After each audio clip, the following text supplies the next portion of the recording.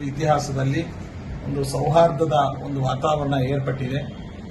ಜೊತೆಗೆ ಭಾರತದ ಸರ್ವೋಚ್ಚ ನ್ಯಾಯಾಲಯದ ಸೂಚನೆ ಮೇರೆಗೆ ನಮ್ಮ ಮಠಕ್ಕೂ ಉತ್ತರಾದಿ ಮಠಕ್ಕೂ ಇರುವಂತಹ ವಿಚಾರಗಳ ವಿವಾದ ಕುರಿತು ಸಾಮರಸ್ಯದ ಪರಿಷ್ಕಾರಕ್ಕೆ ಇವತ್ತು ಮಾತುಕತೆ ನಡೆದಿದೆ.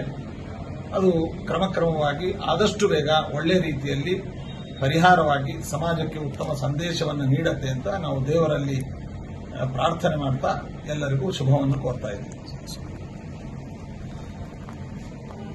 ಹರಿವಾಯು ಗುರುಗಳ ವಿಶೇಷ ಅನುಗ್ರಹದಿಂದ ಉತ್ತರಾದಿ ಮಠ ಹಾಗೂ ರಾಘವೇಂದ್ರ ಮಠದ ನಡುವಿನ ಅನೇಕ ದಿನಗಳ ವ್ಯಾಜ್ಯಕ್ಕೆ ಒಂದು ಪರಿಷ್ಕಾರವನ್ನು ಮಾಡಿ ಒಳ್ಳೆಯ ರೀತಿಯಿಂದ ಎಲ್ಲರೂ ಒಟ್ಟಾಗಿ ಇರುವ ರೀತಿಯಲ್ಲಿ ಸಮಸ್ಯೆಯ ಪರಿಷ್ಕಾರದ ದಾರಿಯಲ್ಲಿ ವಿಶೇಷವಾದ ಪ್ರಯತ್ನ ಸರ್ವೋಚ್ಚ ನ್ಯಾಯಾಲಯದ ಆದೇಶದ ಅಡಿ